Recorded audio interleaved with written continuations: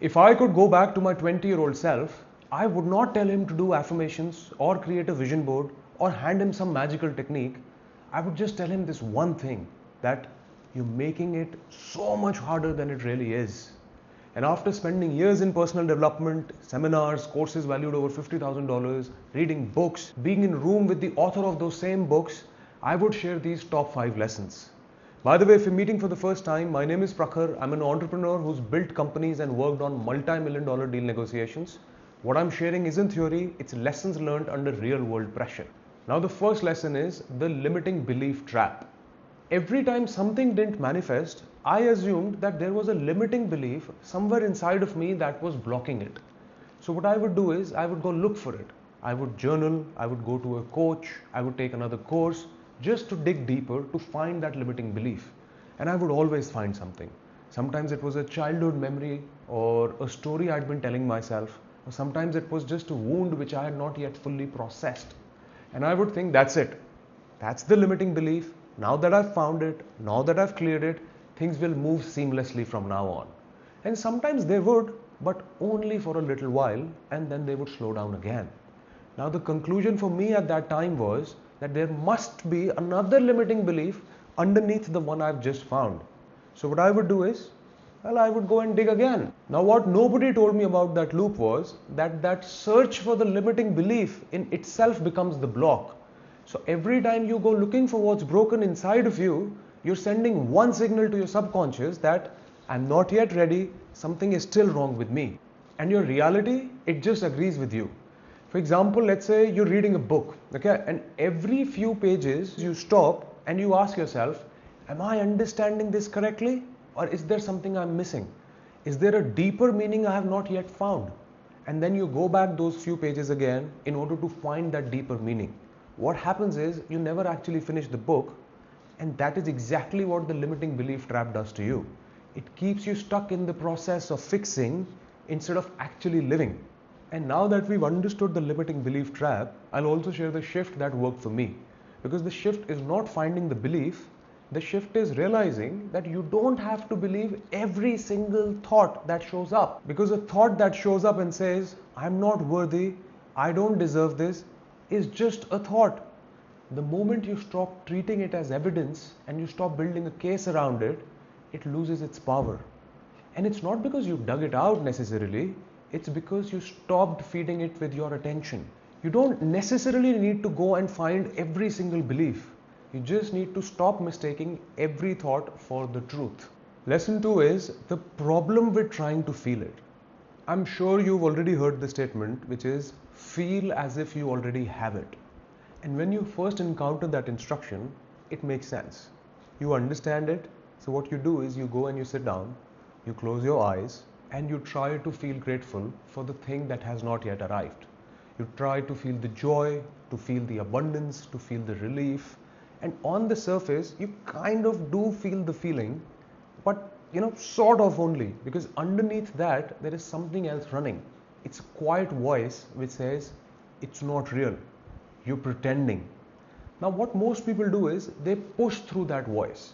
They either try to perform the feeling harder or they try to feel it more intensely. Like, for example, I added more details to my visualization to feel it more. But what people don't realize is that you cannot layer a feeling on top of doubt and expect your subconscious to only read the top layer. It does not work like that. Your subconscious is not reading your words. It's not watching your visualization just like a movie. It's reading the signal underneath all of it. And if underneath all of those practices, all of that gratitude is just a quiet, please let this work, please let this work, that's the signal your subconscious gets. Now, an example I use to explain it to my clients is, imagine, let's say you're meeting someone and you've just had a heartbreak. Just had a heartbreak maybe a couple of days ago, and you're trying to look fine.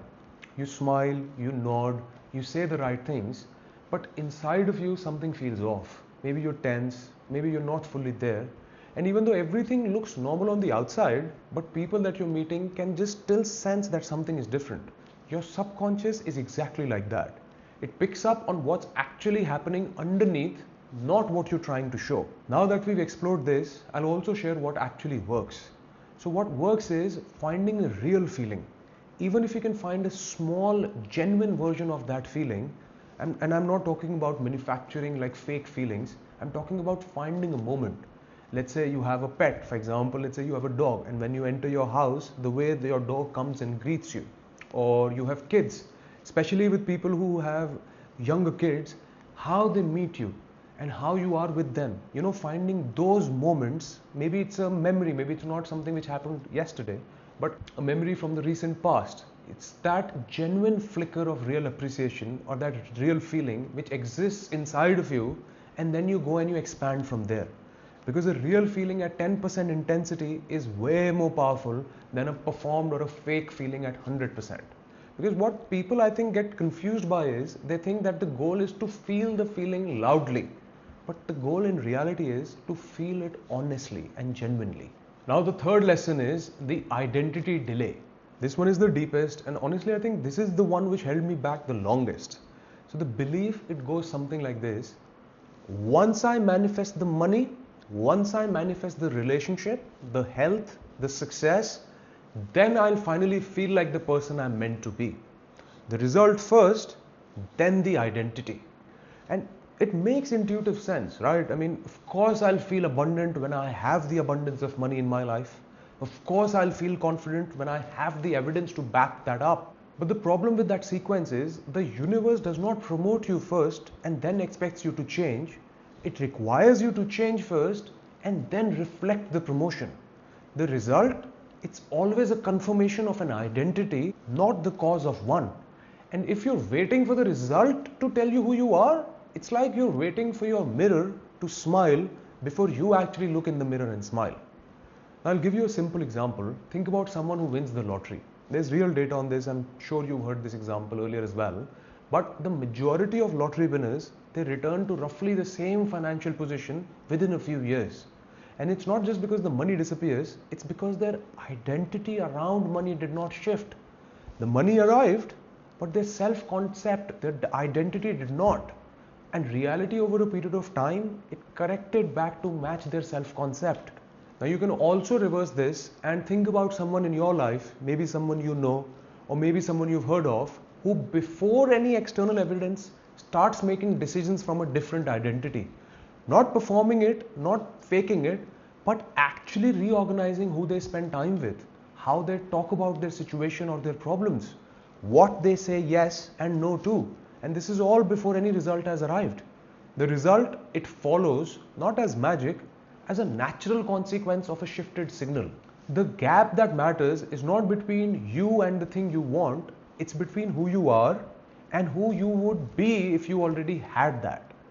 Now the gap in terms of the decisions, the language, the attention, the energy, that's the actual work. It's not just adding more visualization or adding another technique. It's that being in as many small and genuine ways as possible the version of you that already lives inside that result. That's when things move. Now lesson 4 is the consistency illusion. Consistency is the advice everyone gives, and it sounds right because it feels like the responsible answer. But consistency with the wrong inner state, it does not build momentum, it builds a habit of lack. Let me explain what I mean, because most people who struggle with consistency in the space of law of attraction, they're not actually inconsistent. They do the work, they sit down, they visualize, they write their gratitude list of things they're grateful for. But underneath all of that practice, underneath the words, the images, the routine, there's just that feeling, and that feeling is, it has not happened yet. You know, that quiet, persistent awareness that the thing that you want is still missing. Now the problem with that is, you can do your morning routine, you can do your practice every day for months and months, perfect consistency. But if every session begins from that place, that I am doing this because I don't yet have what I want, you're consistently practicing the absence of the thing. I remember a period in my own life where I was incredibly consistent with my law of attraction practices. Affirmations before going to sleep, affirmations the first thing in the morning, visualization, and many more things. But nothing was changing. And my response at that time was, I need to be even more consistent.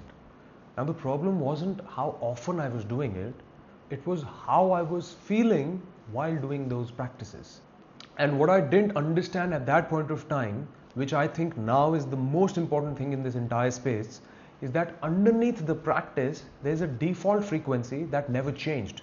I've actually made a full video on what that default frequency is and the one practice that permanently shifts it. I'll add the link in the description down below. It's worth checking out after this video. Now, every single day I was doing my practice, it was all from the same place that I don't have this yet. And nothing was changing because that feeling, it always stayed the same. Now, I thought I was building momentum, but I was actually just repeating the same feeling again and again. Now, consistency, it works, but it only works when the inner state is already aligned. Otherwise, you're not building a practice, you're building like a very disciplined, very organized case for why it has not arrived yet. Now, the fifth lesson is the more effort equation. When something is not working in your life, what's your instinct? Because for most people, it's to do more, to try harder, find a better technique, or add another practice to it. And I understand this because this is how the physical world around us works. Like if you want to run faster, you train more, right? If you want to learn a skill, you practice more. Effort, it produces results. So when the results are not there, more effort kind of feels like the logical answer. But in the law of attraction space, more effort almost always means more resistance. And it's because the moment you decide to try harder, what are you actually saying? Think about it. Because what you're saying is, what I'm doing is not enough, who I am is not enough, and I need to add more to fix that gap. And that signal, that fundamental orientation of not being enough, it does not disappear when you add more practices on top of it. It gets louder. It's like being in quicksand. The instinct of most people is to struggle or to push or to fight your way out. But struggling in quicksand, it sinks you faster. However, the counterintuitive move, the one that actually saves you, is to stop moving. There was a period in my life when I already had the glimpse of what the world of law of attraction, manifestation can do, and I had seen real results. But somehow things just shifted. That momentum, it stopped. And my response at that time was to escalate, like add more techniques, more journaling, more affirmations, go for more seminars. But what I was actually doing at that time was I was broadcasting panic. Very disciplined, very organized, but panic. Because the signal I was sending was not that I believe this is coming. The signal was I'm terrified that it won't happen. And when something stops working, the move is almost never to add more, it's less. It's lighter. It's almost that kind of, deliberate stepping back that almost feels irresponsible until you actually try it.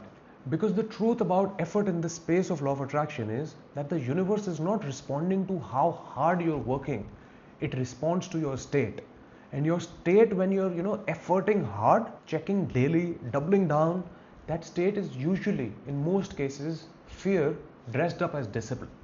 Now, everything I shared today is about the mistakes, the patterns that quickly work against you, but there is something underneath all 5 of them that most people never touch.